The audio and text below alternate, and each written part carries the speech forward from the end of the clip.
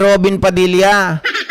Pag-usapan natin itong si Binoy, mga kababayan, nakain suka, walang palabra di honor, mga ka-GPnatics. Noong nakaraan po, naalala po natin, mga kababayan, naging kontrobersyal yung pahayag ng kanyang asawa. 'Di ba? Na sinabi niya ay hindi na raw po tatakbo si Senator Robin Padilla sa 2028 election ng kahit anong posisyon. Mga kababayan, sapagkat hindi daw natin deserve ng mga Pilipino etong si Robin Padilla. Mali, iba pala yung sinabi niya. Mga kababayan, hindi daw natin deserve si Senator Robin Padilla. O hindi tayo deserve pala ni Senator Robin Padilla. Medyo nalilito rin ako, mga ka-GPnatics, dun sa sinabi ni Mariel, ha? Pero eto na nga, kain suka, walang palabra di honor, mga kababayan. At ang sinasabi nitong si Senator Robin Padilla ngayon, mga kababayan, ay tatakbo raw siya sa pagka-vice presidente.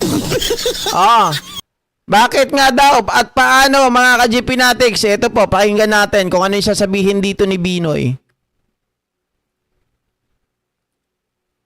If it comes to that point na dumaan sa lahat ng hierarchy at mauwi po at magkaroon ng clamor sa inyo, are you open to it, sir? For a Duterte-Padilla tandem for 2028?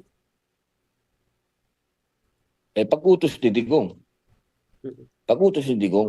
Walang pwedeng mag-utos sa akin kahit sino, si Digong. Walang hiya talaga. Nakakatuwa itong si Senator Robin Padilla, no? Biruin nyo, mga ka-GPnatics, si Senator Robin Padilla ay talagang okay din. Bakit kanyo? Mga kababayan, mismong sarili niya nilalaglag niya eh. Hindi po siya magsisilbi sa bayan. Si Digong Duterte ang tangi niyang pagsisilbihan. 'Di ba? Ibig sabihin, tuta lang talaga ito, kain na etchas. Si Robin Padilla, kahit anong ipagawa sa kanya ng mga Duterte, mga kababayan, ay magiging sunod-sunuran ito. Kaya mga ka-GPnatics, wala itong sariling paninindigan. Hindi tayo ipagtatanggol nito, hindi gagawa ng maganda ito para sa bayan. Kung ano po ang utos sa kanya, yun ang kanyang gagawin. Kahit utusan ito na tumalon sa tulay, tatalon to. Digong lang. Kasi ayaw ko talaga ng politiko. Walang pwedeng mag-utos sa akin kahit sino, si Digong lang. Kasi ayaw ko talaga ng politika. Alam naman lahat ng mga nanay ko, alam yan, mga kapatid ko, asawa ko. Basta sinabi ni Digong, susunod ako. So ibig sabihin, mga kababayan, na nagpatakbo pala sa kanya bilang senador ay si Digong Duterte lang. Kaya pala wala kaming inaasahan sa iyo eh. 'Di ba? Wala kaming inaasahan na progress sa iyo mula nung maupo ka hanggang ngayon, ganun ka pa rin. Wala pa ring alam. Mga kababayan, umaasa lamang, no? Sa pagiging sikat, sa pagiging artista, pero wala pong nagagawang batas. Yung sinasabi ni Subiri nung nakaraan, marami itong nagawang batas. Ano yun? Mga batas na walang kakwenta-kwenta. 'Di ba? Diyos mio. So ganun kayo ka-obedient, sir. If sinabi po ni Pangulong Duterte, you will accede to it, sir? Yes, ma'am. Kasi yun, kaya naman ako nandito, ma'am, dahil sa kanya. Sir, So kahit nangako siya, mga kababayan, kahit nangako sila mag-asawa na hindi siya tatakbo, basta si Digong, babaliin niya 'yon. 'Di ba? So lumalabas dito, mga kababayan, walang utos na mababali basta si Digong ang nagsabi. Pero pag walang sinabi si Digong, 'yun, mga kababayan, hindi po siya tatakbo. So si Digong lang talaga ang pwedeng mag-utos sa kanya. Hindi po maganda yon. Bakit kanyo, mga ka-GPnatics? Ang isang tao na sunod-sunuran lamang sa isang tao, 'di ba? Walang sariling desisyon. Anong tawag doon? Tuod. Mga ka-GPnatics, walang kwenta. 'Di ba? Hindi marunong mag-isip, walang sariling paninindigan. Walang sariling desisyon. Kung ano yung sinabi, mga kababayan, kakainin na lang niya, susundin lang niya na walang gatol-gatol. 'Di ba? Talagang kahit anong sabihin sa kanya, siguro kahit pumatay ng tao, gagawin ni Robin, 'di ba? Grabe. Push it further, sir, ha? In case nga po talagang iutos sa inyo, are you ready for a higher position po?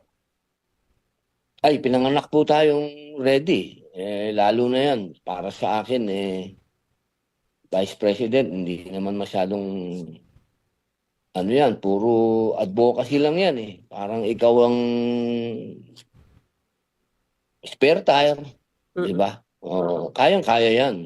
At iisa naman ako ang paniwala naman ng Duterte, isa ako doon. Ako ay, kung ano ang, kasi para sa akin, ideology kasi ang Duterte eh. Hindi naman yan personal lang eh. Hindi yan si Digong. Ang Duterte kasi ideology yan eh. Putik na yan. Ideology daw. Mga kababayan, ang Duterte. Ideology pala, yung pumatay ka ng tao, tapos mga kababayan, ideology, yung mapunta ka sa dahig. Diba? Ganun ba yung gusto mo sabihin? At saka mga kababayan, dito ang baba ng tingin niya sa posisyon ng pagiging isang vice presidente, spare tire. Diba?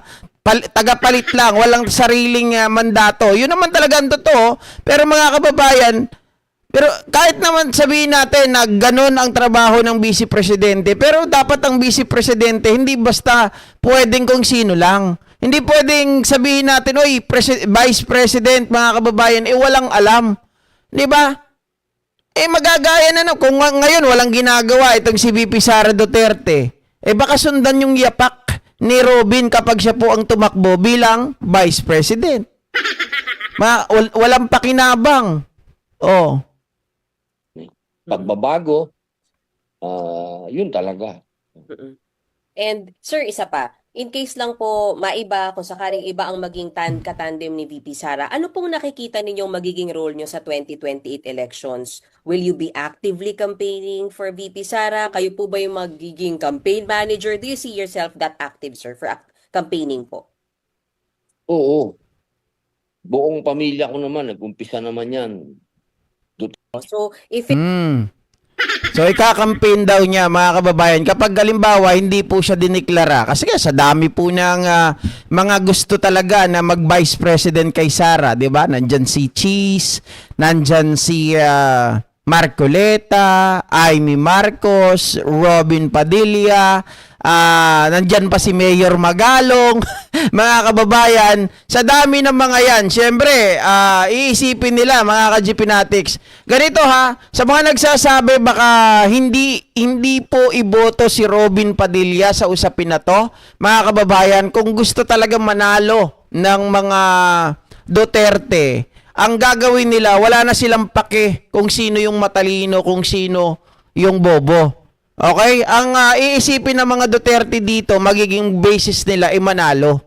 Mga kababayan, kung sino yung pinakasikat, kung sino yung alam nila na magiging winnable, na makakapagdagdag ng boto nila, yun ang magiging katandem ni Sara Duterte. Pero sabi ng iba, ba't ba pinag-uusapan natin yung 2028? Hindi pa naman siya tapos doon sa kanyang impeachment complaint or impeachment case laban dito kay VP Sara Duterte. Well, mga kababayan, assuming lang naman, 'di ba? Assuming lang naman na siya ay makakatakbo sa 2028 presidential election. Pero mga ka-GPnatics, dadaan po sa butas ng karayom itong si VP Sara Duterte bago po mapunta sa 2028 election. Sabi ni Ma'am Corazon Tayco, pakapalan na lang ng mukha, sweldo, walang gawa. Correct. Napaka-importanting magaling, mausay na tao ang busy dahil siya ang papalit kung may masamang Eto nga, mga kababayan, ang sinasabi dito, spare tire lang naman yun eh. 'Di ba? Paano kung may nangyari sa presidente? Oh, tapos ang vice president walang alam. Mga ka-GPnatics. Robin Padilla ang papalit. Puro advokasya lang daw ang trabaho ng president ng vice president. Mga kababayan, hindi mo ilalagay sa sitwasyon na ikaw ay mananatili lang doon sa mga salita na yon para mag-describe sa isang vice presidente. Dapat ang isang vice presidente ay competitive, 'di ba? competitive. Dapat may ginagawa. Dapat meron pong mga kababayan, may aasahan ka sa isang vice presidente. 'Di ba? Although wala siyang sariling mandato. Although sabihin natin mga kababayan, ito ay spare tire lang, pero hindi ka pwede na manatili doon sa pwesto mo na yon or manatili sa isang status, mga kababayan, na ikaw ay hindi ka mag-excel. Dapat kahit papano, itaas mo yung kalidad, itaas mo, mga kababayan, yung requirements ng isang vice president. Kasi hindi yan pwedeng pang spare tire lang na kapag mawala ang Pangulo. Dapat, dahil ikaw, kung totoong nagmamahal ka sa taong bayan, 'di ba? Dapat mga kababayan, magsisilbi ka sa taong bayan. Dapat may gagawin ka sa taong bayan. Mag-iisip ka ngayon ng maitutulong mo sa presidente natin. Hindi pwede mga kababayan na ikaw ay tatayo-tayo lang diyan. Hindi pwede na ikaw ay kukuya-kuya-kuy lang diyan. Hindi pwede na ikaw ay sasahod ka nang wala kang ginagawa. So, mga ka-GPnatics, mababa yung standard ni Robin Padilla pagdating sa vice president. Parang sinasabi niya na si Sara, mga kababayan, hindi talaga kailangan magtrabaho dahil mag-aantay lang naman siya na mawala ang presidente para siya ang pumalit. 'Di ba? Parang ganun yung gusto niya sabihin na okay lang, handa tayo dyan. Kasi pag ang vice president naman, pang spare tire lang yan pang-advokasya. Diba? Mga ka-GPnatics, ang baba ng tingin niya. Di ba baba rin ang tingin niya kay BP Sara? Sabi ni Jamer, siya nga ang papalit. Ano gagawin? Ginoong mahal na Pangulo ang alam. Good evening, Sir GP. Watching from Davao. Galing kay Charlie Ferno.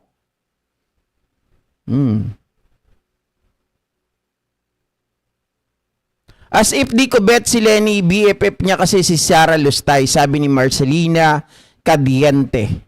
Well, mga ka-GPnatics, sila naman ang mas nakakaalam yan. 'Di ba? Ako nga, sa totoo lang, marami tayong mga isipin hinggil sa bagay na yan dahil nga itong lumabas na kay Bam Aquino, naungkat ulit yung sinabi nitong si Antonio Trillanes. Hinggil po mga kababayan doon sa yung sinasabi nyo na BFF ni Lustay Sara, 'di ba? Na hindi nila, kung halimbawa sila ang nakaupo sa pwesto ay hindi nila ipapadala sa dahig. Etong si Digong Duterte, mga ka-GPnatics, ibig sabihin may takot sa mga Duterte. Ang gusto ko kasi yung palaban talaga sa mga Duterte na hindi po sila, mga kababayan, kumbaga aatras, 'di ba? Na dapat ang maging priority nila yung taong bayan, kung ano yung gusto. Mga bobo naman sila lahat, Sir GP, dyan sa kampo nila. Paano makakapag-isip ng tama ang mga yan kung kulang ang IQ? Yun lang, 'di ba?